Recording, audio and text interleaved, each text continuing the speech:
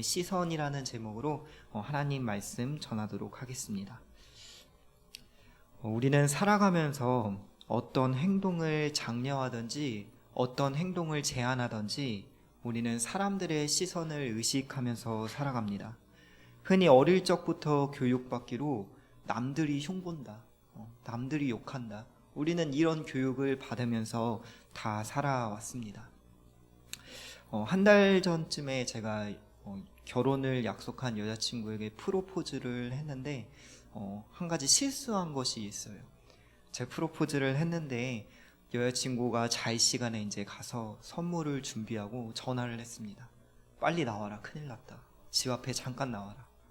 그러니까 여자친구가 거의 잠결에 있었던 것 같아요. 급하게 잠옷 차림으로 나왔습니다. 제 그때 준비해 놓은 선물을 주면서 프로포즈를 해서 참 여자친구가 감사하게도 고마워하면서 미리 결혼은 정해졌지만 그렇게 한 달 전에 그런 이벤트를 가졌습니다. 그런데 제가 뭘 실수했냐면 친구들한테 물어보니까 친구들이 저한테 야, 너 왜 이렇게 센스가 없냐, 여자친구가 자다가 나오면 어떡하냐, 사진을 찍어야 되는데 어느 정도 머리도 좀 준비가 돼 있어야 되고 메이크업도 조금 이 자매님이 화장이 돼 있어야지 그렇게 자다가 헐레벌떡 나오게 해서는 어떡하냐, 이런 꾸중을 친구들이 해주는 거예요. 전혀 인식을 하지 못하고 있었는데 아, 그렇구나, 내가 참 여자친구한테 미안하구나, 이런 반성을 하게 되었습니다. 이런 아주 사적인 개인적인 이벤트마저도 사람들의 눈치를 봐야 되더라고요. 그냥 둘이 좋고 끝나는 게 아니라 요즘은 다 남녀노소 할 것 없이 생일이건 기념일이건 다 사진을 찍기 때문에 제가 충분히 시간을 줬어야 되는데 그걸 못해서 참 제가 미안하기도 하고 그랬던 적이 있습니다. 그런데 이렇게 남들의 시선, 나의 사적인 일마저 남들의 시선을 의식하면서 살아가는 게 사실 과하지만 않으면 나쁜 것은 아닙니다. 그런데 우리가 이 남들의 시선에 의식하면서 살아가는 것, 남들 시선을 의식하면서 살아가는 것이 안 좋은 그 영향을 줄 때가 있는데 그것이 언제냐면 우리의 신앙생활에 있어서입니다. 내가 하나님의 시선을 의식하기보다는 사람들의 시선을 의식하면서 우리가 신앙생활을 하기 시작할 때 우리의 신앙은 병들기 시작합니다. 하나님 앞에 예배를 드리는 그 순간에도 하나님에 대한 믿음과 어떤 오늘 예배를 통해 하나님이 주실 것에 대한, 은혜 주실 것에 대한 기대감, 또 하나님을 간절히 붙잡는 그 간절함, 이런 내면에 초점을 맞추기보다 외적인 것에, 오늘은 무엇을 입지? 오늘은 내 직분으로 어떻게 보여야 되지? 이런 것에 우리가 계속 신경을 쓰다 보면은 어느새 신앙이 병들기 시작한다는 것이죠. 오늘 우리 다혜 목사님께서 아침에 설교해 주실 때도 말씀 전하실 때 우리의 외적인 자유보다 내면의 자유가 더 중요하다 말씀하셨는데 우리 신앙이 똑같다는 거예요. 우리의 믿음이 외적으로 가면은 병들기 시작합니다. 그래서 예수님께서 바리새인과 서기관들을 보면서 저들의 마음과 생각을 아시고 외식하는 자요, 이렇게 정죄하셨습니다. 반대의 경우에 비록 내가 가난하고 전 재산이 두 렙돈밖에 없지만 믿음으로 드렸던 그 과부의 두 렙돈을 하나님 너무 기쁘게 받아주신다고 말씀하시는 거예요. 우리가 중요한 것은 외적인 어떤 그런 신앙의 연수, 신앙의 외형보다도 하나님을 향한 어떤 믿음, 기대감, 하나님을 찾는 간절함, 이것을 하나님은 바라보시고 기뻐하신다는 것이죠. 사람의 시선보다 하나님의 시선이 우선된다는 것입니다. 그러므로 사람은 외모를 보지만 성경 말씀 보니까 하나님은 사람의 중심을 보신다고 하였습니다.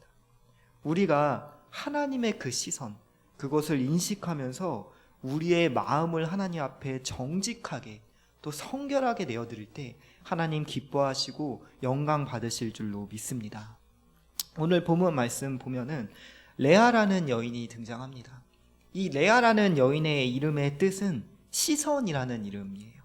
바라본다라는 이름 뜻이에요. 라라는 단어에서 나왔는데 이 레아라는 이름, 시선이라는 이름을 가진 이 여인은 그러나 이름과 달리 좀 아이러니하게도 사람들의 시선에 매력적인 여성이 아니었습니다. 오히려 흉을 안 보면 다행인 여성이었어요. 예쁜 구석이 없고 사람들이 보기에 그의 친동생 라헬과 비교하여 못난 여인이었습니다. 우리가 본문을 잠깐 보면은 29장 17절에 보면 뭐라고 설명하냐면 29장 17절 레아는 시력이 약하고 라헬은 곱고 아리따우니 라고 대놓고 성경 말씀에 비교를 하고 있어요. 레아는 시력이 약하다, 라헬은 아름답다. 눈이 안 좋다, 예쁘다. 이것은 완곡한 표현이에요.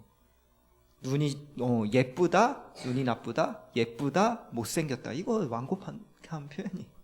그러니까 사람들 시선에 비추기에 별로 예쁜 구석이 없었다는 것이죠. 저 집 딸은 누굴 닮아서 저 동생은 예쁜데 얘는 왜 이럴까라는 그런 시선에 대해서 아마 레아는 상처가 있었을 거예요. 깊은 열등감이 있었을 것이고, 심지어 라헬의 남자친구 야곱은요, 라헬을 위해 7년 이상 헌신하면서 그냥 죽고 못 사는 거예요. 그렇게 인기가 많은 친동생을 둔 이 레아라는 여인은 사람들의 시선을 피하는 삶을 살았을 것입니다. 레아는 심지어 어떤 그런 위기에 처하게 되냐면은 결혼을 해야 되는데 결혼을 못해서 야곱이 너 얼굴 가리고 그 아버지가 너 얼굴 가리고 야곱의 침상에 몰래 들어가. 이 칠흑같이 어두운 밤에 너 얼굴 가리고 야곱 침상에 몰래 들어가서 동침해서 혼인해라. 이런 사기 결혼까지 해야 되는 거예요. 남들 시선에 안 비치게 자기를 숨기면서 결혼까지도 외롭고 쓸쓸하고 비참한 심정으로 했어야 하는 이 레아라는 여인을 우리는 오늘 본문을 통해 볼 수 있습니다. 어쩌면 저와 여러분도 이 시대를 살아가면서 레아와 같은 삶을 살고 있을 수도 있습니다.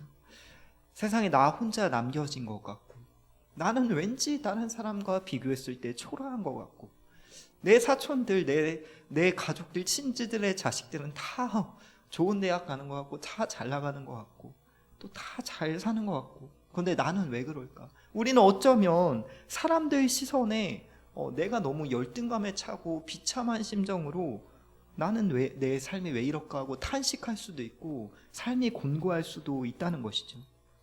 그런데 제가 질문하겠습니다. 하나님도 우리를 그런 시선으로 보실까요?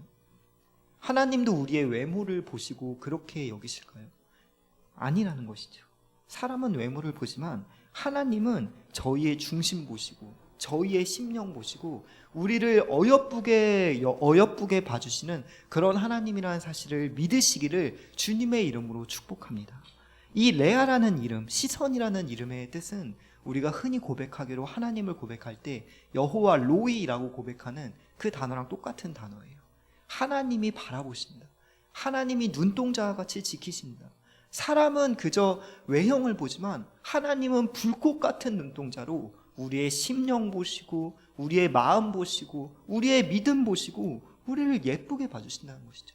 기준 자체가 다르다는 것입니다. 그러므로 우리가 준비해야 될 것은 세상 사람들과 똑같은 모습으로 세상에서 잘 나가기보다는 우리가 하나님 앞에 성결한 마음으로, 믿음으로, 어떤 하나님을 찾는 간절함으로, 또 예배 가운데 하나님이 부어주실 것이라는 그런 기대감을 가지고 우리의 마음과 심령을 준비해야 할 줄로 믿습니다. 오늘 하나님께서는 레아의 그런 심령과 믿음을 보시고 어쩌면 모태로부터 택정할 때 레아라는 이름을 하나님이 이미 예비해 두셨어요. 이미 모태에서부터 하나님은 어여쁘게 레아를 보셨을 수 있습니다. 레아를 보시고 하나님께서 오늘 역사해 주시는데 우리가 그것을 한번 좀 살펴보려고 합니다. 레아 오늘 본문 말씀 보니까 31절부터 우리 다시 한번 읽어보도록 하겠습니다. 29장 31절 같이 한번 읽어볼게요. 시작. 여호와께서 레아가 사랑받지 못함을 보시고 그의 태를 여셨으나 라헬은 자녀가 없었더라. 레아가 임신하여 아들을 낳고 그 이름을 르우벤이라 하여 이르되 여호와께서 나의 괴로움을 돌보셨으니 이제는 내 남편이 나를 사랑하리로다 하였더라. 아멘. 하나님께서 레아의 중심을 보시고 여기에 성경엔 표현되지 않지만 레아의 그 믿음을 보시고 하나님께서 레아가 사랑받지 못하는 그 곤고한 심정을 보시고 하나님께서 어떻게 해주시죠? 이 레아의 태를 열어주시는 거예요. 사람은 외모를 보지만 하나님께서는 그 사람이 볼 수 없는 불치병까지도 감찰하시고 불꽃 같은 눈동자로 바라보시면서 그 막힌 태를 열어주시고 고쳐주신다는 것이죠. 당시에 아이를 낳지 못하는 것은 여자로서 불치병과 사형선고와 다름없는 그런 질병으로 여겨졌지만, 하나님께서는 레아를 어여쁘게 보시고 사람이 볼 수 없는 그 태를 열어주셨습니다. 그리고 레아가 임신해서 아들을 낳고 그 감격에 그 아들의 이름을 무엇이라고 지었냐면 르우벤이라고 짓습니다.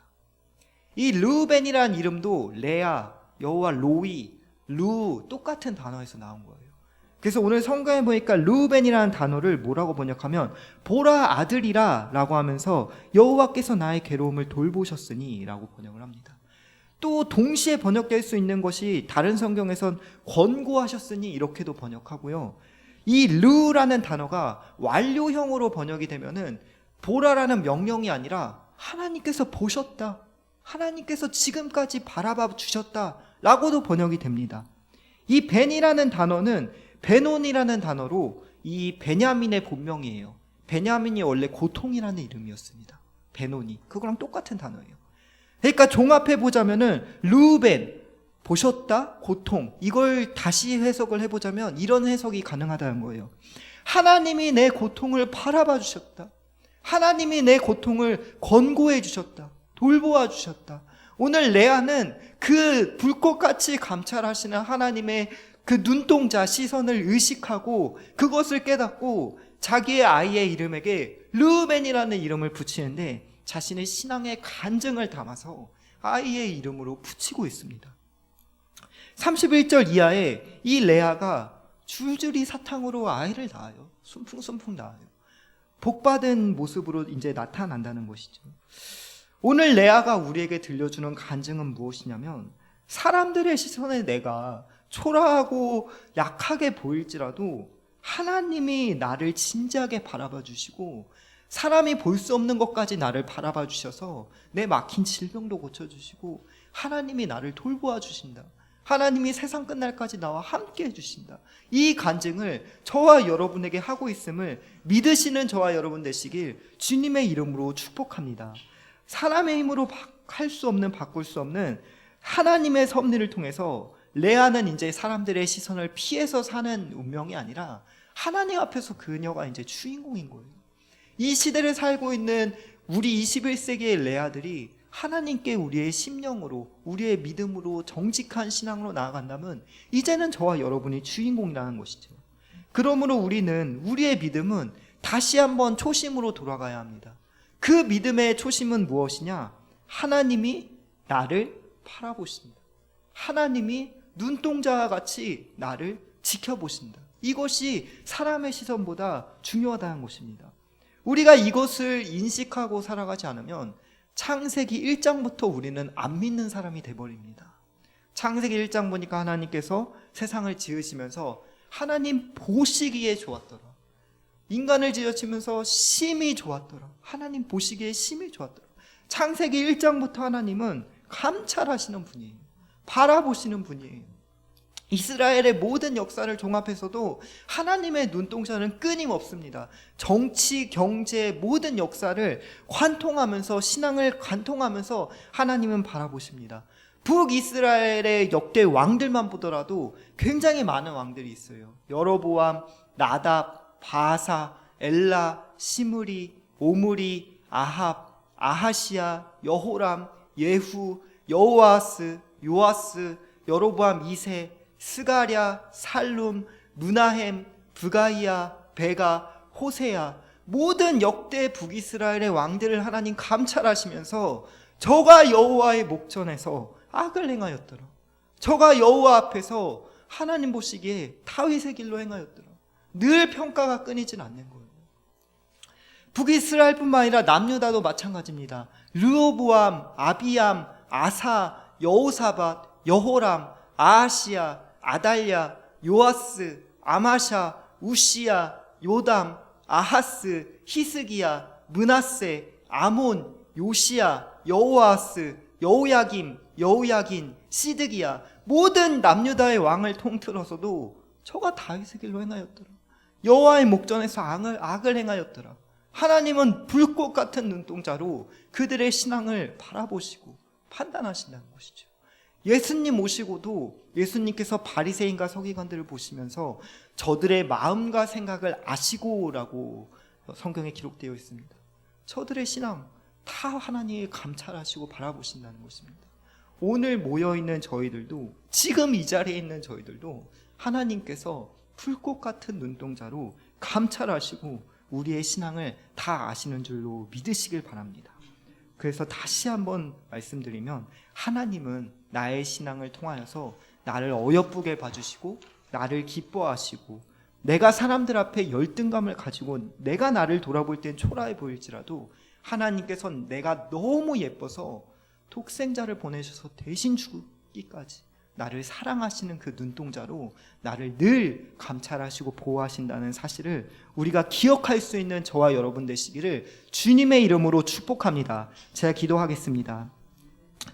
하나님 감사합니다. 우리를 불꽃 같은 눈동자로 감찰하시고 늘 세상 끝날까지 동행해 주시며 보호해 주시는 하나님 감사합니다.